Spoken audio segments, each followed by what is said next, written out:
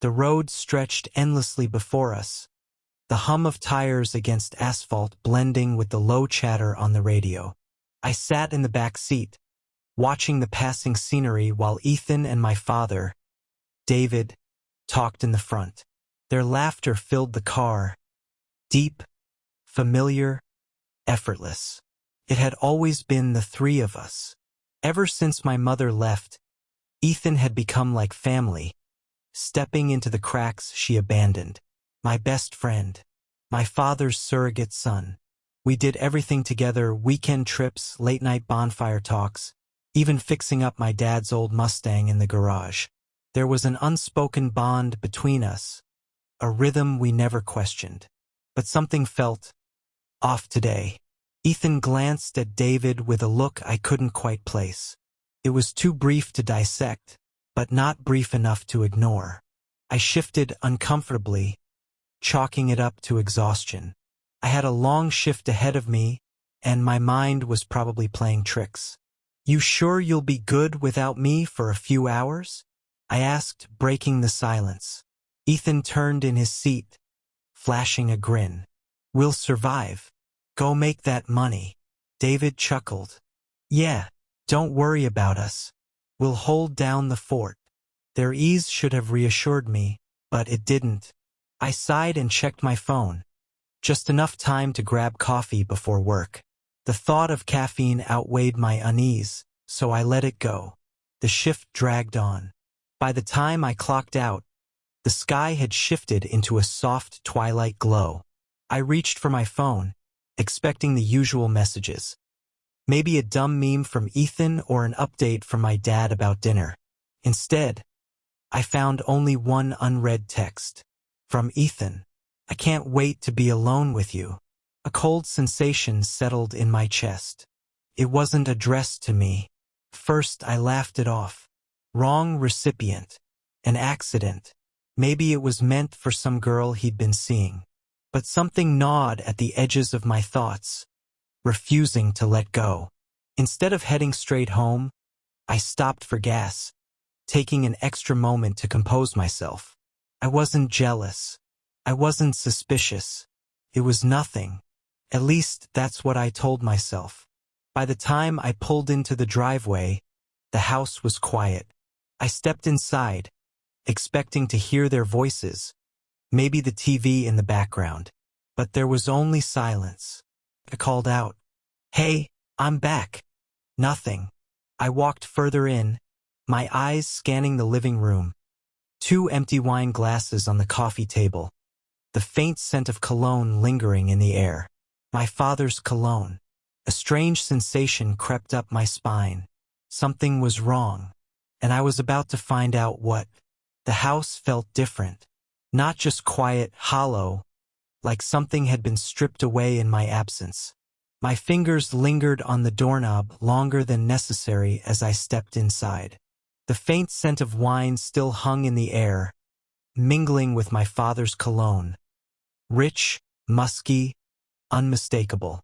2 glasses sat on the coffee table, one smeared with a faint imprint of lips. I frowned. My dad wasn't much of a drinker, and Ethan never touched wine. Something was off. I made my way through the house, the floor creaking beneath my feet. The kitchen was empty, the lights dimmed. My father's bedroom door was slightly ajar, a thin sliver of light escaping through the crack. I hesitated. "Dad," I called. No response. I pushed the door open an inch further. Empty. The bed was unmade. A corner of the blanket twisted like someone had sat there in a hurry. My father's watch, an old silver one he never took off, lay discarded on the nightstand. Beside it, Ethan's hoodie was draped over the chair. A strange pressure built in my chest. My mind raced through explanations, each more absurd than the last. Maybe Ethan had spilled something and borrowed a shirt. Maybe they had just... A soft creak from the other side of the house made my pulse spike. I turned sharply, following the noise down the hallway. The guest bedroom door was closed, but shadows flickered under the frame. My heartbeat thundered as I reached for the handle. The door swung open before I could touch it. Ethan stood there, eyes wide, hair slightly disheveled. He looked like a man caught mid-crime. My father stood a few feet behind him, his face unreadable. My stomach dropped. "What are you?" I started, but my voice faltered. The tension in the air was thick, suffocating. Ethan opened his mouth, then closed it, searching for words that wouldn't come. "Ryan," my father said finally, stepping forward. His tone was calm, too calm. "You're home early." I looked between them, my mind scrambling for an explanation that made sense. But deep down I already knew. I had known since I read that text, since I saw the wine glasses, since I noticed the scent lingering in the house. Ethan shifted, his eyes flickering with something that looked a lot like guilt. My throat tightened. "Tell me I'm wrong." Neither of them spoke.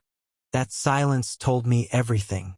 I exhaled slowly, the weight of realization settling over me like a crushing force. I turned and walked away. "Ryan, wait." Ethan's voice was raw, desperate. But I didn't stop. I wasn't ready to hear the truth. Not yet. I didn't stop walking. Not when Ethan called after me. Not when my father's voice, steady but urgent, cut through the air. My mind was a storm. Thoughts colliding, unraveling, reforming into something too painful to hold. But I had to know. I turned sharply in the living room, my breath unsteady. "How long?" My voice came out hoarse, raw with something I wasn't ready to name. Ethan hesitated, his lips parting, but no words came. He looked at my father, searching for an answer, for permission, for something. My father, David, sighed.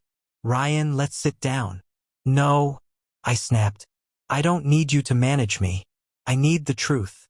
David ran a hand through his hair, exhaling like this was difficult for him. For him. My stomach twisted. Ethan stepped forward, his eyes pleading. "It just happened." I scoffed. "Nothing just happens, Ethan." He flinched. "I swear we never meant to." I barked out a hollow laugh. "Right? So tell me, when exactly did you accidentally start sneaking around with my father?" Silence. Ethan dropped his gaze. The air between us stretched, unbearably thick, suffocating. My pulse roared in my ears. I turned to my father, heat rising to my face. "And you? What, was this just some sick game to you?" David's expression hardened. "Don't talk to me like that." Anger flared. "Like what? Like a son who trusted you? Like someone who thought his best friend and his father weren't lying to his face?" He sighed again, slower this time. "I know this hurts." I let out a sharp breath. "You don't know a damn thing about what I feel." Ethan stepped forward again. "Ryan, please." I turned on him. "You were my best friend." My voice cracked despite my fury. "You were my family." Ethan's face crumbled. "I still don't." My throat tightened. "Don't tell me you still care. Don't lie to me again." He opened his mouth, but nothing came. I took a step back, the walls of my own home feeling foreign, like they belonged to someone else now. "I have to go." Ethan looked stricken. "Please, don't do this." I shook my head, stepping toward the door. "No, Ethan. You did this." David said nothing. Maybe he knew words wouldn't fix this. Maybe he wasn't even sorry. I opened the door, the night air hitting me like a slap to the face. And then I walked away. The cold night air wrapped around me as I stepped off the porch, each breath sharp and heavy in my chest. My legs moved on their own, carrying me down the street, away from the house that no longer felt like home. I didn't know where I was going, only that I needed to be anywhere but there. My phone buzzed in my pocket, but I ignored it. I knew who it was. Ethan. My father. Their words would be empty now. Apologies wouldn't undo what had been done. I walked for what felt like hours, the city's distant hum blending with the storm inside me. Memories flashed through my mind. Ethan laughing beside me, my father clapping a hand on my shoulder, the three of us inseparable. It had been a lie. Or maybe it had just changed without me noticing. Eventually, I found myself at the park where Ethan and I used to come as kids. The swings creaked in the wind, the playground bathed in soft yellow light. I sank onto a bench, the weight of everything pressing down. Footsteps. I didn't have to look to know who it was. Ethan sat beside me, leaving space between us. For once, he didn't rush to speak. He just sat there, like he knew that nothing he said could make this better. Finally, I broke the silence. How long? His breath hitched. A few months. I shut my eyes. Months. I never wanted to hurt you, he whispered. I let out a bitter laugh. That doesn't really matter now, does it? Ethan looked down, his fingers knotting together. I didn't plan this. I fought it. But... He hesitated, then sighed. I love him, Ryan. A sharp ache stabbed through me, but I forced myself to nod. I know, because I had seen it, hadn't I? The stolen glances, the way Ethan seemed more at home in my father's presence than my own. I had just refused to believe it. I turned to him, my voice quieter now. But you should have told me. His eyes glistened in the dim light. I was scared of losing you. I swallowed the lump in my throat. You lost me the moment you lied. Silence stretched between us, thick with unspoken words. There was no fixing this. No way to return to what we were. Finally, I stood. I need time, Ethan. He nodded slowly, accepting the truth neither of us wanted to face. As I walked away, I felt the final thread between us snap. And for the first time that night, I let myself grieve.